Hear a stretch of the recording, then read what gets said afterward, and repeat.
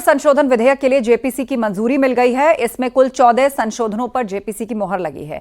वक्फ board में गैर मुस्लिम सदस्यों की संख्या बढ़ाने की सिफारिश की गई है। जेपीसी की ड्राफ्ट रिपोर्ट में क्या है, पक्ष विपक्ष में किसका पलड़ा भारी रहा, आपको इस रिपोर्ट के जरिए दिखाते हैं।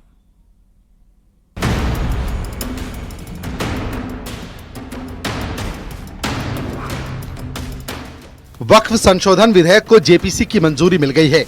जेपीसी ने 11 के मुकाबले 14 वोट से इसे स्वीकार कर लिया है। विपक्षी सांसदों ने 44 बदलाव पेश किए थे, जिन्हें खारिज कर दिया गया था और इस कारण राजनीतिक दलों में हंगामा मच गया था। रिपोर्ट के अनुसार वक्फ विधेयक में कुल 66 संशोधन प्रस्तावित किए गए थे, जिनमें बीजेपी सांसदों के 23 और विपक्षी सदस्यों के 43 संशोधन शामिल थे। जेपीसी के अध्यक्ष और बीजेपी सांसद जगदम्बिका पाल ने बताया कि कुल 14 संशोधनों को मंजूरी दी गई। जो 27 तारीख को क्लॉज बाई क्लॉज में जो 14 क्लॉजेज में अमेंडमेंट्स आया था, उसको भी हमने अप्रूव किया था, उसको भी आज हमने अडॉप्ट किया है। और अडॉप्ट करने के बाद आज सबसे बड़ा काम एक हुआ है कि जो द इनकम फ्रॉम वक्फ औलाद can be used to support widows, divorced women and orphans is specified by the Waqf section 3R5। तो इस तरीके से हमने काफ़ी जो अमेंडमेंट्स हुए हैं उसके की प्रोविजंस हैं। आज उसको मुझे लगता है कि इससे बेहतर आने वाले दिनों में वक्फ के लिए कानून नहीं बन सकता था, क्योंकि प्रपोज था, लेकिन जेपीसी की एक्सरसाइज करने के बाद उस 44 संशोधन में भी हमारे 14 क्लॉजेज में संशोधन किया है। ये है जेपीसी की उपलब्धि। बीते 6 महीने के विचार विमर्श में कई संशोधनों पर चर्चा की गई। सभी संशोधन पर मतदान हुआ और सदस्यों ने अपना फैसला सुनाया, जिसमें 16 सदस्यों ने पक्ष में और 14 सदस्यों ने संशोधनों के विरोध में वोटिंग की। बहुमत के आधार के ऊपर इस प्रकार के फैसले कभी भी बेहतर नहीं होते। बहुमत का मतलब ये नहीं होता कि आप हर चीज को बुलडोज कर दो, तो ये किसी भी सूरत में बेहतर नहीं होगा। वक्फ बोर्ड को बर्बाद करने का यह कानून है, वक्फ बोर्ड को बर्बाद कर देगा। जेपीसी के उस 44 संशोधन पे जो है, उस पे एक एक संशोधन पे चर्चा हुई। इसके पहले हमने 6 महीने के सारे डिटेल डिस्कशंस के बाद सभी सदस्यों से हमने संशोधन मांगे थे। यह हमारी अंतिम बैठक थी कि उस 44 संशोधन पे आप इस पे सहमत हैं या इस पे असहमत हैं। तो सभी सदस्यों के द्वारा, चाहे किसी पक्ष के हों, उन लोगों ने अपने संशोधन दिए थे। उसमें जो हमारे कुछ सांसदों के द्वारा दिए गए थे, उसमें 14 क्लॉजेज पे या 14 संशोधनों में संशोधन स्वीकार हुआ है। वो भी संशोधन मूव करने पे वोटिंग के बाद बहुमत के आधार पर। वहीं विपक्ष ने दिल्ली में विधानसभा चुनाव को लेकर आरोप लगाया कि वक्फ विधेयक में संशोधन की प्रक्रिया में जल्दबाजी की जा रही है। विपक्ष ने समिति के अध्यक्ष पर पक्षपात और सत्ता दल के प्रति झुकाव का आरोप लगाया। हमारी पार्टी के सुप्रीमो माननीय अखिलेश यादव जी ने शुरू दिन ही जब ये वक्फ बिल आया था, उसी वक्त बता दिया था कि चंद लोगों को ये ज़मीनें देने की और मुसलमानों की वक्फ की ज़मीनें इनकी नज़र अब उस पर पड़ गई है और ये उसको छीनना चाहते हैं। और ये माइनॉरिटीज़ और ख़ासतौर पर मुस्लिम को निशाना बनाने की इनकी शुरुआत है। जैसे उन्होंने कहा था माननीय अध्यक्ष जी ने, वैसे ही हुआ। हमको 655 पेज की फाइनल रिपोर्ट दी गई है और ये ह्यूमनली इम्पॉसिबल है कि कोई इंसान 655 पेजेस रिपोर्ट पढ़ के 10 घंटे के अंदर या 8 घंटे रिपोर्ट दें। पर फिर भी हमने कोशिश की। हम अपनी रिपोर्ट दिए हैं इस बिल के खिलाफ, इसके अमेंडमेंट के खिलाफ, जो हम समझते हैं कि ये वक्फ के लिए फ़ायदेमंद नहीं रहेंगे बल्कि वक्फ को बर्बाद कर देंगे। और ये ख़ास तौर से मुसलमानों को उनकी इबादत से महरूम करने के लिए ये आर्टिकल 26 का एक ग्रेव वायलेशन है। उसमें आपको बता दें कि वक्फ संशोधन विधेयक को केंद्रीय अल्पसंख्यक मामलों के मंत्री किरेन रिजिजू ने लोकसभा में पेश किया था और इसे 8 अगस्त 2024 को संयुक्त संसदीय समिति यानी कि जेपीसी को भेजा गया था।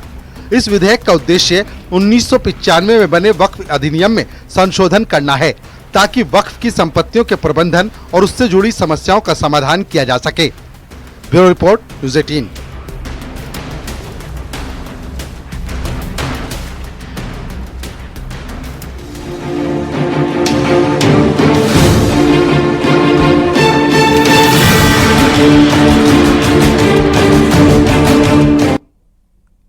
38वें नेशनल गेम्स का उद्घाटन कर लौटे प्रधानमंत्री नरेंद्र मोदी हफ्ते भर बाद एक बार फिर से देवभूमि के दौरे पर होंगे और इस बार मौका होगा चारधाम शीतकालीन यात्रा का। एक रिपोर्ट आपको दिखाते हैं।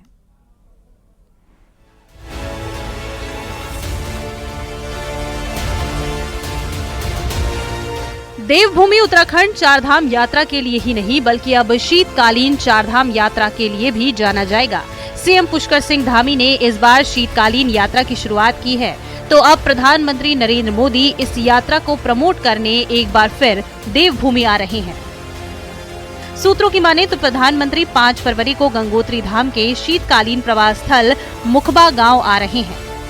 प्रधानमंत्री मुखबा में मां गंगा के मंदिर में पूजा अर्चना करेंगे। वहीं स्थानीय लोगों के साथ ही पंडा पुरोहितों से भी पीएम इस दौरान बातचीत करेंगे। प्रस्तावित कार्यक्रम के अनुसार पीएम इसके बाद हर्षल में जनसभा को भी संबोधित कर सकते हैं। शीतकालीन यात्रा इस राज्य के लिए बहुत उपयोगी सार्थक सिद्ध होगी प्रधानमंत्री जी के आने के बाद, और मैं प्रधानमंत्री जी का आभार व्यक्त करता हूं कि 5 तारीख को उनका गोमुख क्षेत्र में आना हो रहा है और एक बहुत बड़ा मैं कह सकता हूं उसके बाद उत्तराखंड के गंगोत्री के क्षेत्र में उत्तरकाशी हमारा जनपद वहां यात्रा बढ़ेगी। अभी तक प्रधानमंत्री जिन भी स्थानों पर गए हैं वहां निश्चित यात्रा बढ़ी है और शीतकालीन यात्रा इस राज्य के लिए महत्वपूर्ण है, यहाँ की आर्थिकी के लिए महत्वपूर्ण है। प्रधानमंत्री इस बात को समझते हैं और मैं कह सकता हूँ कि मुख्यमंत्री जी की जो पहल है इसको एक बड़ी गति प्रधानमंत्री के आगमन के बाद मिलेगी। पीएम के इस दौरे को शीतकालीन चारधाम यात्रा और खासकर पर्यटन के लिहाज से बड़े बूस्टअप के तौर पर देखा जा रहा है। मां गंगा के शीतकालीन पूजा स्थल मुखबा में इसके लिए विशेष तैयारियां शुरू कर दी गई हैं। ये पहला मौका होगा जब कोई प्रधानमंत्री गंगोत्री धाम के शीतकालीन पड़ाव पर पहुंच रहा हो। मां पतित पावनी भागीरथी गंगा के शीतकालीन प्रवास में ऐसा ज्ञात हुआ है कि महामानव देश के माननीय प्रधानमंत्री नरेंद्र भाई मोदी जी पधार रहे हैं और खुशी का हम सब लोग सबका ठिकाना नहीं है। सारे क्षेत्रवासियों में खुशी की लहर दौड़ रखी है और निश्चित तौर पे हम समझते हैं कि महामानव अगर हमारे मां पतित पावनी भागीरथी गंगा के शीतकालीन प्रवास में पधारेंगे तो निश्चित तौर पे इस क्षेत्र की दिशा और दशा बहुत तेज़ी से सुधरेगी और तो यात्री जो अभी मुझे लगता है कि अगर 10% आता है तो निश्चित तौर पे 60% तक का बढ़ोतरी होगी और सारे देशवासी खुशी हैं, सारे क्षेत्रवासी हमारे खुशी हैं। हम चाहते हैं कि हमारी पूरी तैयारियां हो गई हैं। प्रधानमंत्री मोदी के इस दौरे को शीतकालीन चारधाम यात्रा के लिए संजीवनी के तौर पर देखा जा रहा है। प्रधानमंत्री ने देवभूमि में जहां जहां भी कदम रखा, आंकड़े बताते हैं कि उसके बाद वहां देश दुनिया के पर्यटकों श्रद्धालुओं की भीड़ उमड़ गई। फिर चाहे पीएम के केदारनाथ बद्रीनाथ के दौरे हों या सीमांत पिथौरागढ़ की उनकी आदि कैलाश की यात्रा हो। न्यूज़ 18 के लिए देहरादून से सुनील नवप्रभात की रिपोर्ट।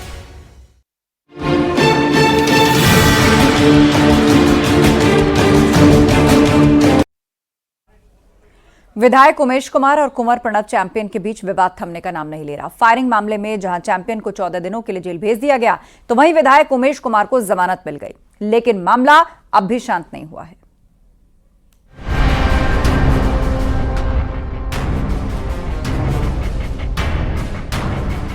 पूर्व विधायक कुंवर प्रणव चैंपियन के फायरिंग मामले में जिला प्रशासन ने कुंवर प्रणव सिंह चैंपियन के खिलाफ बड़ा एक्शन लिया है और चैंपियन परिवार के 9 असलहों के लाइसेंस सस्पेंड कर दिए गए हैं। ये लाइसेंस चैंपियन, उनकी पत्नी और बेटे के नाम पर थे। इसके साथ ही प्रशासन ने चैंपियन के लिए नोटिस जारी कर 15 दिनों में जवाब देने को कहा है। साथ ही जिला प्रशासन ने विधायक उमेश कुमार का भी असलहा लाइसेंस सस्पेंड कर दिया है, जिसको लेकर डीएम की तरफ से आदेश भी जारी कर दिया गया है। फायरिंग मामले को लेकर लोगों ने दोनों के लाइसेंसी हथियारों पर सवाल खड़े करते हुए कहा कि कुछ वीआईपी और रसूख वाले लोग केवल दबंगई के लिए हथियारों का लाइसेंस बनवाते हैं और इन हथियारों का प्रदर्शन करते हैं, जिसके चलते ऐसी घटनाएं सामने आती हैं। कुछ लोग ऐसे होते हैं जो वीआईपी होते हैं, जिनको ज्यादा खतरा होता है, किसी को धमकी होती है, किसी के ऊपर हमला हो चुका होता है, तो उनको बड़ा लाइसेंस, पिस्टल लाइसेंस मिल जाता है। कुछ कहीं अपवाद रूप में कार्बाइनी का लाइसेंस मिल जाता है, लेकिन वो बहुत कम है जिनके ऊपर ज्यादा खतरा हो उनके लिए। लेकिन वो डिस्ट्रिक्ट मजिस्ट्रेट की संतुष्टि के आधार पर ये लाइसेंस जारी होती है। मुझे लगता है कि राजनीतिक प्रभाव के तहत लिए गए शस्त्र लाइसेंस हैं, इसमें अगर वो शस्त्र लाइसेंस आम आदमी के हिसाब से वो जारी नहीं होने चाहिए। वो लाइसेंस वास्तव में पुलिस वालों के पास, अधिकारियों के पास होने चाहिए, जो पुलिस रक्षक हैं उनके लिए होना चाहिए। लेकिन ये स्टेटस सिंबल बताना ना, स्टेटस सिंबल जो बन गया है। वहीं कुंवर प्रणब चैंपियन के परिवार के जो 9 असलहा लाइसेंस सस्पेंड हुए हैं, उनमें बंदूक, राइफल, रिवॉल्वर और पिस्टल शामिल हैं।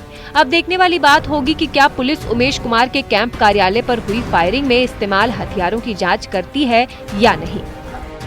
इस मामले का संज्ञान हाई कोर्ट ने ले लिया है। जिस तरीके से विधायक उमेश कुमार के कार्यालय पे फायरिंग हुई थी, उन हथियारों की क्या जांच होगी या नहीं, क्योंकि जिस तरीके से जो हथियार फायरिंग में प्रयोग किए गए थे, क्या वो सही हैं जिस तरीके से जिनका लाइसेंस निरस्त किया गया था, या वो यही हथियार हैं जो निरस्त किए गए थे, या अन्य जिनसे ये घटना हुई थी। फिलहाल ये सभी जांच का विषय है। उसके बाद पुलिस क्या करती है, इसमें जांच पड़ताल होती है या नहीं। मनोज जाल, न्यूज़ 18 रुड़की।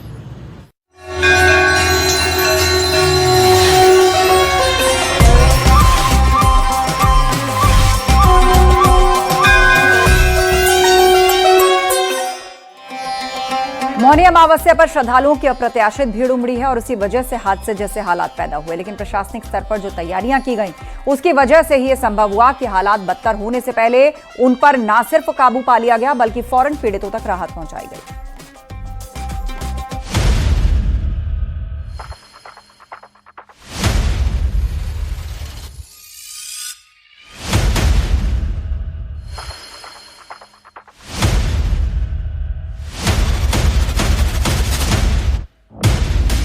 मौनी अमावस्या के महास्नान पर प्रशासन की पैनी नजर। सीएम योगी की अधिकारियों के साथ मैराथन बैठक। हेलीकॉप्टर के जरिए मौनी अमावस्या के स्नान की निगरानी। लगातार प्रशासन स्थानीय स्तर पर श्रद्धालुओं की सकुशल स्नान कराने की रीत से रात्रि को कल सायंकाल 6:30-7 बजे से ही मौनी अमावस्या का मुहूर्त प्रारंभ होने के बाद से ही लगातार लगा हुआ है। महाकुंभ क्षेत्र की ये वो तस्वीरें हैं जहां मौनी अमावस्या के पवित्र महास्नान की जल, थल और वायु से लगातार मॉनिटरिंग हो रही है। हेलीकॉप्टर से जो विजुअल्स लिए जा रहे हैं, डायरेक्ट उसके विजुअल्स जो है वो मुख्यमंत्री योगी आदित्यनाथ देख रहे हैं। स्थिति सब कुछ कंट्रोल में आ चुकी है। यहाँ पर श्रद्धालु जो है तमाम घाटों पर अब स्नान कर रहे हैं। कोई संगम नोज का वेट नहीं कर रहा है। मुख्यमंत्री योगी आदित्यनाथ ने लोगों से अपील की, क्योंकि देखिए इतना बड़ा महापर्व है, ये महापर्व है। देश के कोने कोने से लोग यहाँ पहुंच रहे हैं और आस्था की डुबकी लगा रहे हैं। करोड़ों लोग अब तक आस्था की डुबकी लगा चुके हैं। 3 करोड़ का ये आंकड़ा पार हो चुका है। लगभग 7 से 8 करोड़ लोग अभी भी यहाँ मौजूद हैं और ये दबाव बढ़ा हुआ है। इसीलिए मुख्यमंत्री ने अपील की है। 44 घाट है, एक घाट नहीं है, 44। लेकिन जब एक अनहोनी की खबर ने जोर पकड़ा तो आखिर इतनी जल्दी सब कुछ काबू में कैसे हुआ? कैसे इतनी भारी भीड़ को नियंत्रित किया गया? कैसे अफवाहों पर लगाम कसी गई और कैसे घायलों तक राहत पहुंचाई गई? इसे समझने के लिए केंद्र सरकार से लेकर राज्य सरकार और राज्य सरकार से लेकर स्थानीय प्रशासन और स्थानीय प्रशासन से लेकर संत समाज की उस सक्रियता को समझना होगा जिसने न सिर्फ अफवाहों पर नकेल कसी, बल्कि श्रद्धालुओं के भीतर उस विश्वास को बनाए रखा जिसकी उम्मीद में लोग महाकुंभ पहुंचे हुए हैं। हमने जो व्यवस्थाएं वहाँ देखी है, अब पूरी तरीके से सामान्य व्यवस्थाएं हैं। जी लगा लिए 52 डुबकी। कैसा लगा? बहुत बढ़िया, बहुत अच्छा था। हाँ, बहुत अच्छे से डुबकी हुई। बहुत अच्छे से हुआ। कैसा लगा? बहुत बढ़िया, मजा आया। मजा आया। योगी मोदी के जय। बहुत अच्छा। एक अनुमान के मुताबिक 8 से 10 करोड़ श्रद्धालु इस वक्त प्रयागराज में मौजूद हैं। हर कोई संगम नोज तक पहुंचने की होड़ में है। यही वजह थी कि भगदड़ जैसे हालात बने, लेकिन प्रशासनिक सक्रियता और सूझबूझ ने कुछ ही देर के भीतर हालात को कंट्रोल में कर लिया। यही वजह है कि सीएम योगी लगातार श्रद्धालुओं से संयम बरतने की भी अपील कर रहे हैं। प्रयागराज में महाकुंभ में श्रद्धालु जनों के सकुशल स्नान करने, अमृत स्नान के लिए देश भर से आए हुए श्रद्धालु जनों की व्यवस्था के लिए, उनके कुशल क्षेम के लिए आदरणीय प्रधानमंत्री जी का प्रातःकाल से ही लगभग 4 बार प्रधानमंत्री जी ने हालचाल लिया है। फिलहाल महाकुंभ क्षेत्र से सुकून देने वाली तस्वीरें आ रही हैं, क्योंकि आस्था के सबसे विशाल समागम में श्रद्धालुओं के साथ साथ संत समाज भी मौनी अमावस्या पर आस्था की डुबकियां लगा रहा है।